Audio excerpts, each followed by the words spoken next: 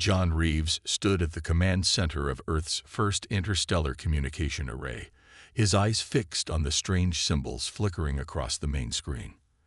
After 20 years in the Navy, he thought he'd seen everything. He was wrong. "Dr. Warren, please tell me you're making progress," he said, glancing at the woman hunched over a terminal nearby. Lisa Warren pushed a strand of blonde hair from her face and nodded without looking up. "The translation algorithm is adapting. These patterns are unlike anything we've encountered, but they're definitely structured communication." It was July 15, 2089, and humanity was about to change forever. 3 days earlier, every major radio telescope on Earth had detected the signal simultaneously. It came from somewhere near the Epsilon Eridani system, precisely modulated and clearly artificial. World leaders had scrambled to assemble a response team, with Captain Reeves selected to lead the military contingent and Dr. Warren heading the scientific division. "I think I've got something," Lisa said suddenly. The room fell silent as technicians and military personnel turned toward her station. "It's a greeting and coordinates. They want to meet us." "Meet us?" Reeves frowned. "Where?" "The dark side of the moon. In exactly 6 days." The news spread across the globe within hours. Humanity's first contact with an alien civilization wasn't just possible, it was imminent. Emergency sessions of the United Nations debated how to proceed, while religious leaders called for prayer and reflection. Social media exploded with theories, hopes, and fears.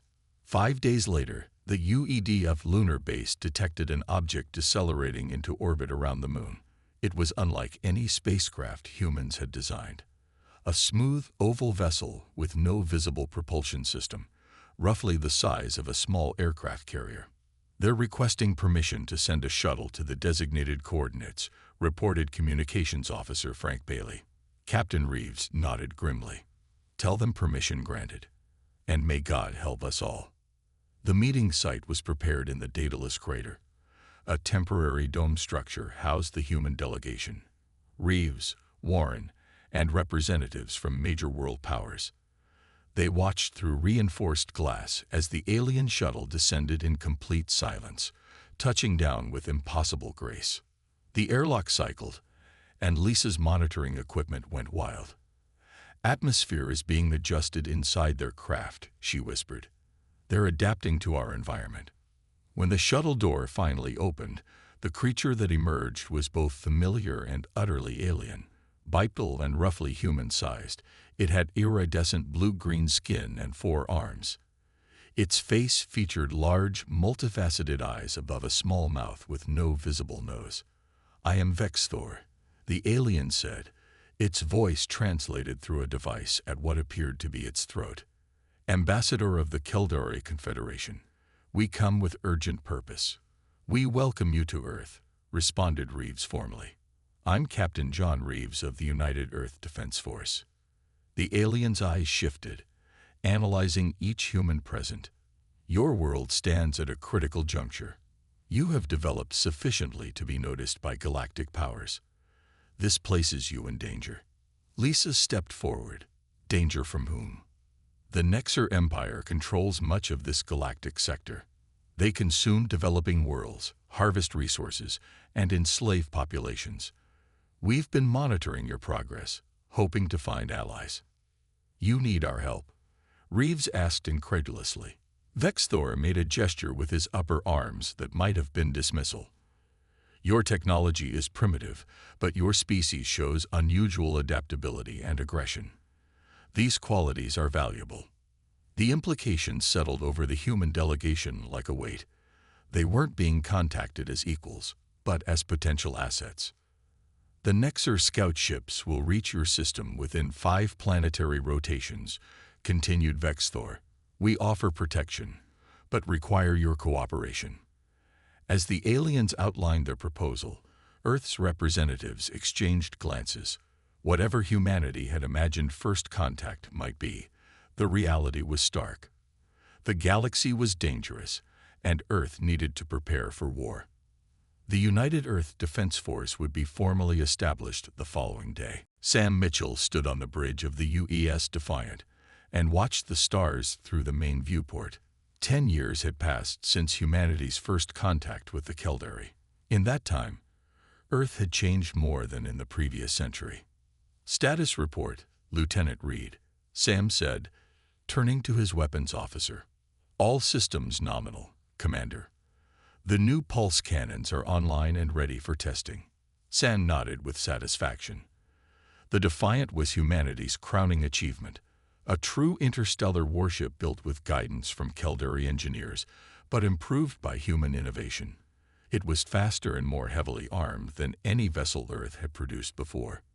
"Science Officer Harrison, any updates on the anomaly?" Kate Harrison looked up from her monitor. Still reading unusual energy patterns at the edge of the Alpha Centauri system. "Sir, definitely artificial." This was the Defiant's first deep space mission, a routine patrol that had quickly become something more. The Caldari ambassadors had warned that Nexar scouts might be operating in the area, but seeing potential evidence made it real. "Take us in closer, helmsman. Tactical alert." The bridge crew tensed as the Defiant edged toward the energy signature. Most had never seen an alien outside of Caldari representatives. None had faced the Nexar. "Sir, I'm detecting a ship," Kate announced. "Configuration unknown. Not Caldari." Sam gripped the arms of his command chair. "Open a channel." The view screen remained blank, but a series of harsh clicks and tones filled the bridge. "Translation matrix is struggling," said Frank Nelson at communications. "Wait, I'm getting something." A gravelly voice emerged through the static. "Unidentified vessel. You have entered Nexar territory. Prepare for inspection or destruction." Sam's jaw tightened. This system was nowhere near Nexar space according to Caldari star charts. "This is Commander Sam Mitchell of the United Earth Defense Force vessel Defiant. We claim no territory but our own. State your intentions." The response came in the form of energy readings spiking on Kate's console. "They're charging weapons." "Evasive maneuvers," Sam ordered. "Shields up." The Defiant rolled hard to port as green energy beams sliced through space where they had been moments before. The ship shuddered as one beam glanced off their shields. "Return fire," Sam commanded. "Target their weapons array."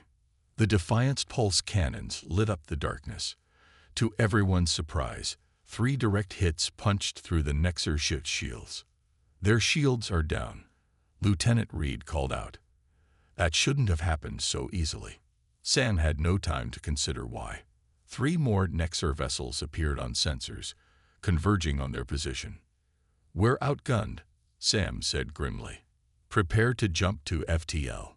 But before they could escape, Kate Harrison noticed something odd. "Sir, their attack pattern is completely predictable. They're moving exactly as basic tactical simulations would suggest." Sam studied the approaching formation. She was right. The Nexar ships moved with precision but lacked creativity. He made a split-second decision. "Alter course to heading 121 Mark 7. Cut engines and rotate 180 degrees. All power to forward weapons." His crew looked at him in shock, but carried out the orders. The maneuver was unorthodox, nearly suicidal by conventional standards. The Nexar ships, following textbook pursuit tactics, flew directly into the Defiant's line of fire. 2 were crippled before they could react to the unexpected strategy. "Get us out of here, maximum speed," Sam ordered as the remaining ships scrambled to regroup. Hours later, safely away from Alpha Centauri, Kate Harrison approached her commander with data analysis. "Sir, I've been studying their neural patterns from the communication. The Nexar think in highly structured algorithms. They couldn't predict our actions because human neural patterns are too chaotic by their standards." Sam looked at the data in amazement. "You mean our greatest strength against them is that we're unpredictable?" "Exactly," Kate nodded. "Being human might be our best weapon." Admiral William Grant paced the conference room aboard Earth's orbital station Alpha. The walls displayed images from the Defiant's encounter with the Nexar ships. 3 months had passed since that first battle, and relations with the Kildare had grown increasingly strained. "Play the transmission again," Grant ordered, his weathered face tight with concern. The holographic display showed Vexthor, now the Kildare High Ambassador to Earth. "Your actions in the Alpha Centauri system were reckless and unauthorized. The Confederation did not sanction military engagement at this time." Kate Harrison stood silently beside the Admiral. As science officer of the Defiant, she had been called to this meeting to present her findings. Something about the Kildare response to the battle didn't make sense to her. "Ambassador," Admiral Grant replied in the recording, "the Nexer fired on our vessel without provocation. We defended ourselves." Vexthor's multifaceted eyes flickered with what humans had learned to recognize as irritation. "The timing is unfortunate. We recommend restricting your vessels to Sol system until proper protocols can be established." Grant paused the playback. "Officer Harrison, you said you have discovered something important." Kate nodded and activated her data tablet. "Yes, sir. While analyzing Kildare communication logs, I found encrypted transmissions sent just before and after our encounter with the Nexer." She projected a series of decoded messages onto the main screen. The Kildare knew the Nexer were in Alpha Centauri. Not only that, they'd been tracking Nexer fleet movements for years without informing us. Grant's expression darkened. "Are you suggesting they deliberately sent the Defiant into danger?" "I believe so, sir. And there's more." Kate brought up another file. "This is a biological scan I took when the Kildare delegation last visited Earth. Their stress hormones spiked dramatically when Commander Mitchell described how easily we damaged the Nexer ships. They were surprised by our effectiveness," Grant muttered. "Not just surprised, sir. Alarmed." The Admiral called an emergency meeting with the Kildare ambassador that same day. The conference room on Alpha Station was tense as Vexthor entered with two other representatives. "Ambassador," Grant began without preamble, "we've discovered your government has been withholding critical information about Nexer activities near our territory." Vexthor's posture stiffened. "There are many matters of galactic security that, including the fact that you've been monitoring our military capabilities and reporting them to your high command." Kate interrupted, displaying intercepted transmissions. Silence filled the room. The Kildare representatives exchanged glances. "You haven't been preparing us as allies," Grant said quietly. "You've been assessing us as assets." After a long pause, Vexthor spoke. "The Nexer Empire has conquered 17 worlds in the past century. The Confederation needed a buffer zone, a species capable of fighting but not advanced enough to threaten our interests." "You were grooming us as cannon fodder," Kate said, unable to keep the disgust from her voice. "Your species is uniquely suited for warfare," Vexthor replied. "Your neural patterns make you unpredictable tacticians. Your biological drive to protect your territory makes you fierce defenders. We simply positioned you where you would be most useful." Admiral Grant stood slowly. "And now you're concerned because we're more capable than you anticipated. The Confederation cannot risk another aggressive species rising to power," one of the other Kildare said. "Your rapid military advancement has triggered security protocols." "What does that mean?" Grant demanded. "It means," Vexthor said carefully, "that technical assistance will be withdrawn. For everyone's safety." Grant's laugh held no humor. "You mean now that we've drawn the Nexer's attention, you're abandoning us?" "We prefer to call it creating necessary distance." Kate looked at the data scrolling across her tablet and suddenly understood. "They've already started pulling their people out. Their embassy staff left orbit 6 hours ago." Grant stared hard at the aliens. "Then humanity stands alone." "As you have always been destined to," Vexthor replied. "The question is whether you will survive what comes next." Lieutenant Eric Nelson felt the ground shake as another Nexer bombardment hit the Mars colony's outer dome. Dust rained from the ceiling of the underground command bunker. 6 days had passed since the surprise attack began, and the situation was growing desperate. "Status report," he called out, trying to keep his voice steady for the sake of the exhausted soldiers and colonists around him. "Shield generators at 28%, replied Sergeant Judy Martinez from her monitoring station. "We've lost contact with outposts 3 and 7. Eric looked at the tactical display showing the Nexer forces surrounding the main colony. Over 10,000 colonists were trapped inside, along with the 300 UEDF personnel who had been stationed on Mars when the attack came. "Any word from Earth?" he asked. Judy shook her head. "The Nexer are jamming long-range communications. We're on our own, sir." Eric had never expected to lead a defense of this scale. At 32, he was the highest-ranking officer left alive in the colony after the initial assault killed the command staff. Now thousands of lives depended on him. "Lieutenant," a voice called from the engineering section. "You need to see this." Olivia Chen waved him over to her workstation. The young engineer had been working non-stop on modifications to their defensive systems. "I've been analyzing the Nexer weapon signatures," she said, pointing to a series of energy readings. "Their shields operate on predictable frequency patterns. If we reconfigure our defense grid to create an adaptive response." "In plain English, Chen," Eric said, rubbing his temples. Olivia smiled despite the circumstances. "I can make our shields change frequency randomly.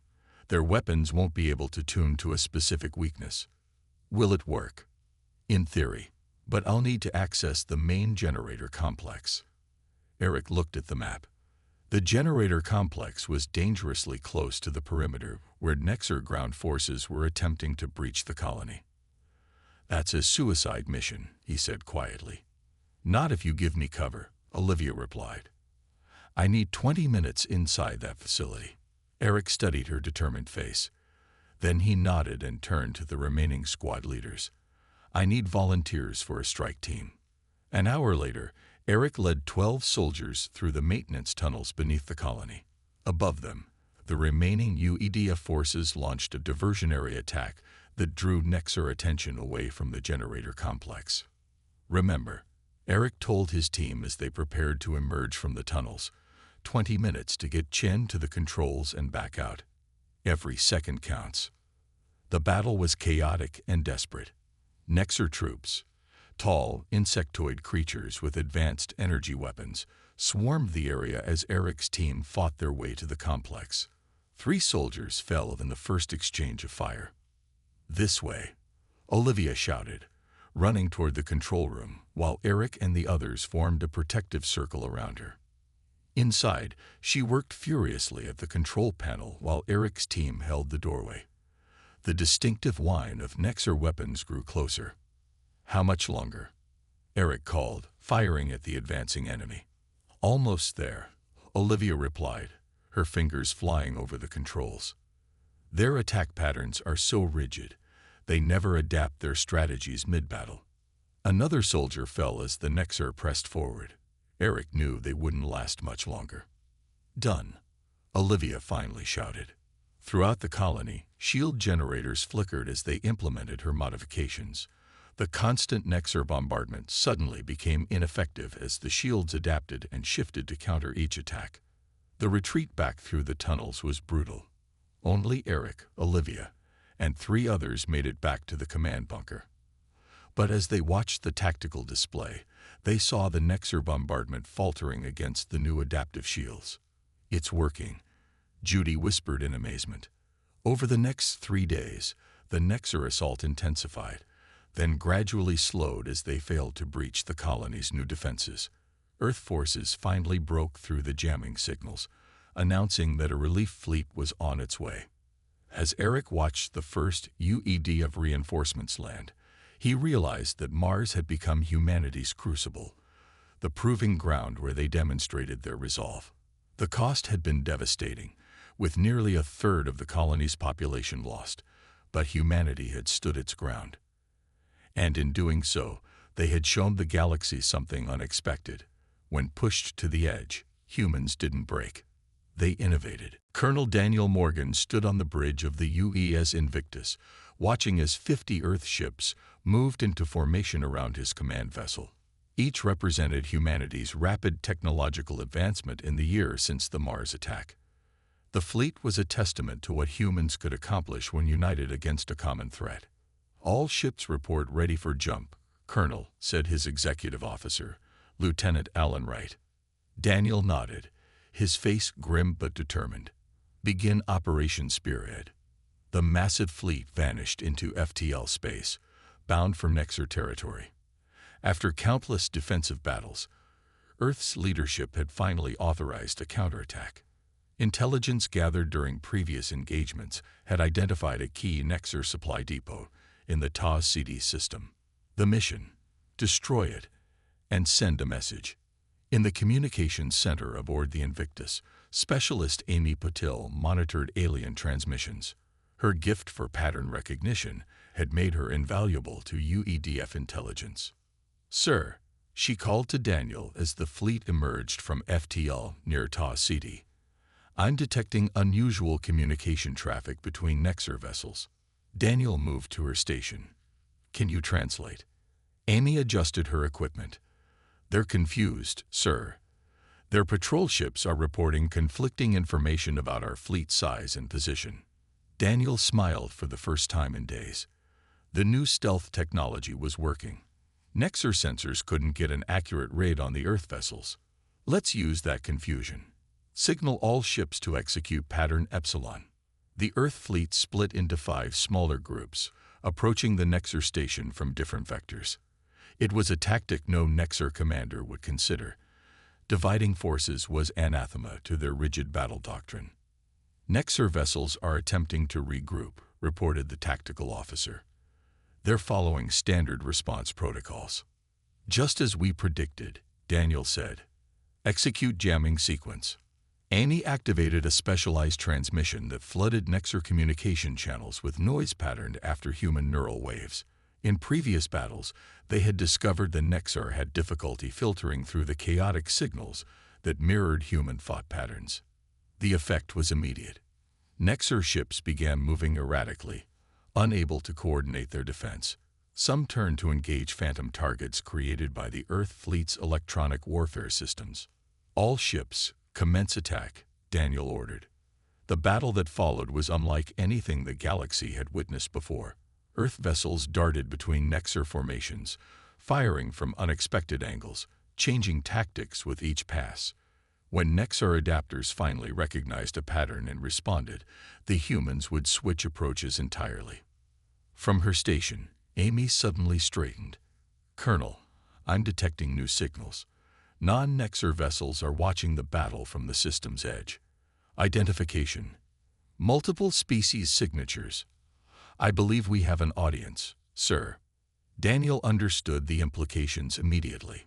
Other galactic powers were observing humanity's military capabilities firsthand. The battle lasted less than 3 hours. The Nexar supply depot erupted in a series of explosions as Earth ships systematically targeted its critical systems. The defending Nexar fleet, disorganized and outmaneuvered, was reduced to scattered, damaged vessels fleeing into FTL space. As the Earth fleet regrouped, Amy made another discovery. "Sir, I've intercepted communications between our observers and their home governments.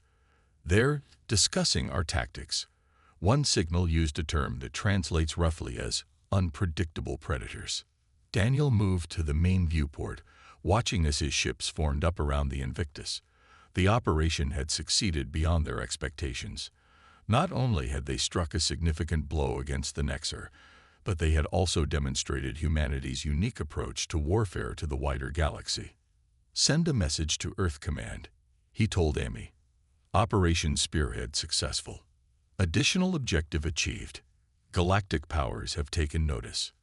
As the fleet prepared to jump home, reports came in from across the frontier. Nexar forces were pulling back from multiple sectors, reassessing their strategy against this unpredictable human threat. For the first time since the war began, humanity had seized the initiative. And the galaxy was watching. Paul Winters adjusted his formal uniform as the alien delegation entered the United Nations Assembly Hall. 6 months had passed since Operation Spearhead, and Earth's position in galactic politics had changed dramatically. "The representatives of the Zithran Republic," announced the protocol officer. Paul studied the new arrivals with interest. Unlike the insectoid Nexer or the four-armed Keldari, the Zithrans were avian in appearance, with elegant crests of feathers and piercing yellow eyes. Their leader, Ambassador Creevil, approached the human delegation with a respectful bow. "We thank you for agreeing to these talks," Creevil said, his translator converting the musical tones of his language into English. "Earth welcomes the opportunity for new alliances," Paul replied carefully. As Earth's chief diplomat, he had been tasked with negotiating from this unexpected position of strength, though we admit to some surprise at your interest in our world. Creevil made a gesture with his winged arms. "The galaxy has watched your conflict with the Nexer Empire with great interest. Few species have ever successfully repelled their attacks, and none have countered as effectively as humanity." The assembly hall buzzed with murmurs. For years, humans had believed themselves primitive compared to other spacefaring civilizations. Now they were being courted as equals. "What exactly are you proposing?" Paul asked directly. "An alliance," Creevil responded. "The Nexer Empire has dominated this sector for too long. Your victory at Ta City has created an opportunity that many worlds wish to seize." The talks continued for 3 days. Representatives from 7 different galactic species joined the discussions, each bringing their own agenda and requests. Paul navigated these complex negotiations carefully, always mindful of Earth's security. In his private office, Paul conferred with Admiral Grant and Dr. Lisa Warren, who had been working with alien scientists since first contact. "They need us more than they're admitting," Paul observed. "The question is why." Lisa pulled up data on her tablet. "I've been comparing notes with Zithran scientists. They're fascinated by human neural patterns. It seems our unpredictability isn't just a tactical advantage, it's unique in the galaxy." "Meaning?" Admiral Grant asked. "Most spacefaring species evolved highly structured thought processes. It made developing technology easier, but it also made them predictable to each other. Humans are the wild card none of them can anticipate." Paul considered this information. "So we're not being courted as cannon fodder anymore. We're being sought as strategists." "Precisely," Lisa nodded. "And there's more. The Zithrans have technology far beyond the Keldari, but they've been hesitant to use it against the Nexer without unpredictable tactics to complement it." Armed with this knowledge, Paul returned to the negotiations with a stronger position. By the week's end, the Treaty of Earth was signed. Humanity would provide military leadership and tactical planning. In exchange, their new allies would share advanced technology and resources. The galaxy's power dynamics shifted overnight. The Nexer Empire faced a united coalition with humans in key military roles. Ships from a dozen worlds gathered in Earth orbit, their crews training under UEDF commanders. In a laboratory beneath Geneva, Dr. Warren worked alongside Zithran scientists to develop new weapon systems. Their breakthrough came when they discovered how to embed human neural patterns into combat algorithms, creating defense systems that even the Nexer couldn't predict. "We've completed the prototype," Lisa explained to Paul and military leaders. "When installed on coalition ships, it will make them as unpredictable as a human-commanded vessel." Paul watched through the observation window as technicians installed the first system on a Zithran cruiser. 3 years ago, we didn't know we weren't alone in the universe. Now we're teaching the galaxy how to fight. Admiral Grant stood beside him. Not just how to fight, how to win. As Paul prepared for the coalition's first joint military council, he received a message from Earth's president. It was brief but captured the remarkable transformation of humanity's place in the cosmos. From a species deemed primitive to the strategic heart of a galactic alliance, remind our new friends that we've only just begun to show what humans can do. Captain Nicole Foster stood on the bridge of the UES Defiant, successor to the vessel that had first encountered the Nexer 5 years earlier. Through the viewport, she could see hundreds of ships from a dozen worlds forming up around Earth's fleet. This was the largest gathering of military force the galaxy had witnessed in centuries. "Status report," she called, her voice steady despite the weight of what was to come. "All Earth ships report ready, Captain," replied her first officer, Ben Lawson. "Coalition forces are in formation and awaiting your command." Nicole nodded. At 34, she was young for such a responsibility, but her tactical brilliance had earned her this position. The final confrontation with the Nexer Empire would be led by a human, as the Coalition had agreed. "Signal from Fleet Command," announced Communications Officer Heather Mills. "The Nexer Armada has been detected entering the Proxima Rigel system. Intelligence confirms their Emperor's flagship is present." This was the moment the Coalition had been planning for. After years of retreating before the combined forces, the Nexer had finally committed their main fleet to a decisive battle. "Open channel to all ships," Nicole ordered. As the channel opened, she looked at the faces of her bridge crew, human men and women who had trained alongside aliens and formed bonds of trust that transcended species. Beyond her ship were vessels commanded by Zithrans, former Kildare who had broken with their government, and representatives of a dozen other worlds who had rallied to the Coalition. "This is Captain Foster. Today we face the force that has terrorized this sector for generations. The Nexer believe their rigid perfection makes them invincible. Today we prove them wrong." She paused, remembering the long journey that had brought humanity to this moment. "Each of our species brings unique strengths to this fight, but remember what united us: the understanding that diversity of thought, the unpredictability of free minds, will always overcome rigid doctrine. Execute Battle Plan Phoenix. Foster out." The massive Coalition fleet jumped to FTL, emerging minutes later in the Proxima Rigel system. Before them spread the Nexer Armada, over 2,000 warships arranged in perfect geometric formations. "They're transmitting," Heather reported. "The Nexer Emperor demands our immediate surrender." Nicole almost smiled. No response. "Begin Operation Chaos." The Coalition fleet suddenly fragmented, ships breaking formation in what appeared to be disorder. To the Nexer, it looked like confusion. In reality, it was a carefully choreographed maneuver designed to trigger the Nexer's programmed responses. The Nexer fleet reacted precisely as predicted, shifting to engage what they perceived as a disorganized enemy. Their perfectly arranged formations began to spread thin as they pursued seemingly scattered Coalition vessels. "They've committed to the pursuit," Ben reported. "Phase 2 ready." "Execute," Nicole ordered. Throughout the Coalition fleet, ships activated the human neural pattern generators developed by Dr. Warren. The devices broadcast unpredictable signals that confused Nexer targeting systems. Simultaneously, Coalition vessels began maneuvers that no algorithm could anticipate, slicing through Nexer formations. "The center is opening," Nicole observed, watching the tactical display. "Execute Spearhead Alpha." The Defiant led a strike force of 30 elite ships directly toward the Nexer Emperor's flagship. As they approached, Nicole implemented the maneuver she had developed, a complex spiral pattern that no Nexer commander had ever encountered. The battle raged for hours, but the outcome was decided when Nicole's strike force breached the Emperor's defenses. The Nexer flagship, symbol of their unstoppable power, erupted in flames visible across the system. As Nexer ships began retreating, Nicole gave her final order of the battle. "Broadcast the message. All frequencies, all translation protocols." Throughout the galaxy, communication systems received the transmission from Earth.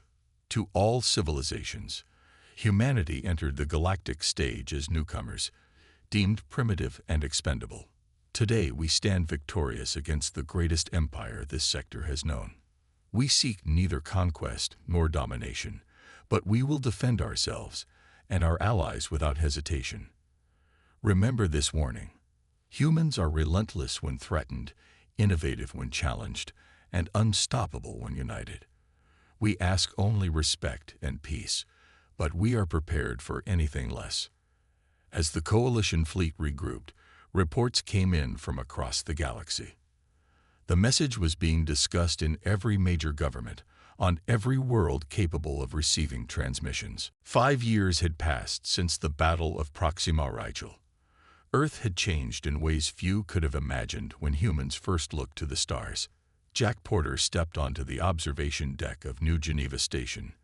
The massive space habitat that now served as the headquarters for the Galactic Cooperative. "Ambassador Porter, the Council is ready for you," said his assistant, a young Zithran named Kelra. Jack nodded, taking a moment to admire the view. Through the massive windows, he could see ships from dozens of worlds docking at the station. Earth vessels flew alongside those of former enemies and new allies alike. "Has the Nexer delegation arrived?"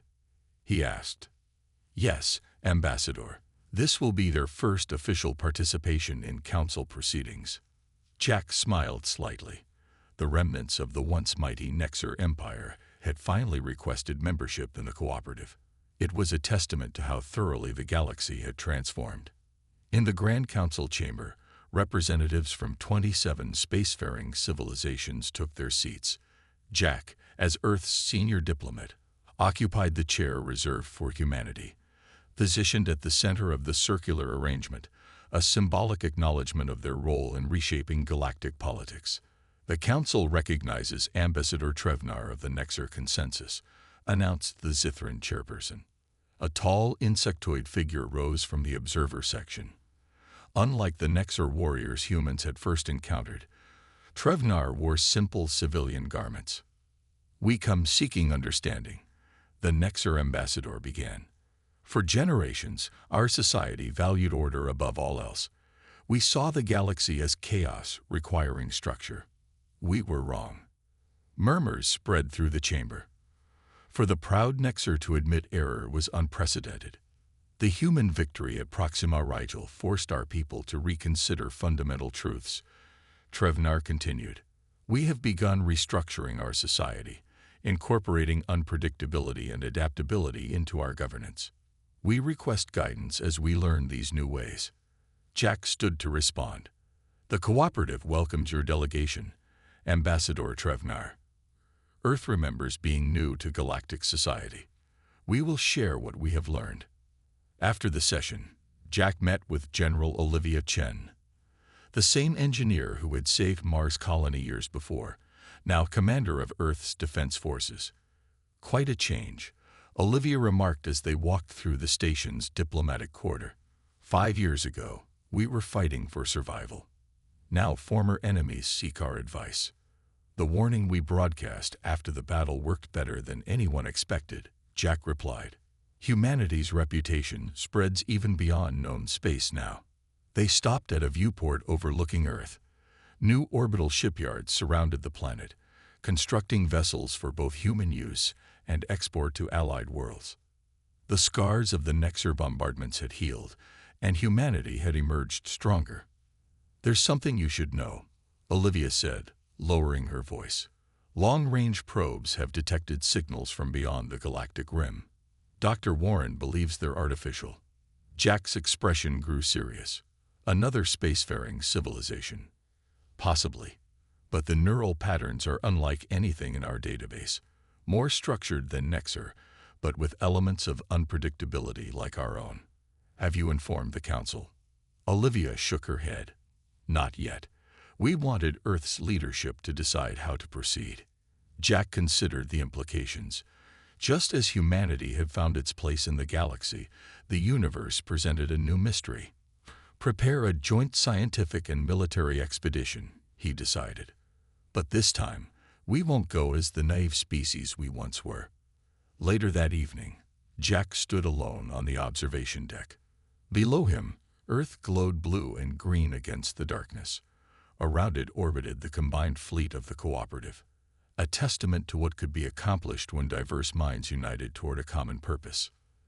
The signal from beyond the rim might represent a new challenge or opportunity. Either way, humanity would face it as they had faced all previous challenges, with relentless determination, innovative thinking, and the strength of their new allies. The warning humanity had issued to the galaxy now extended to whatever lay beyond it. "Underestimate us at your peril.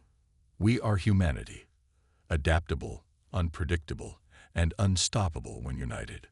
And we're just getting started.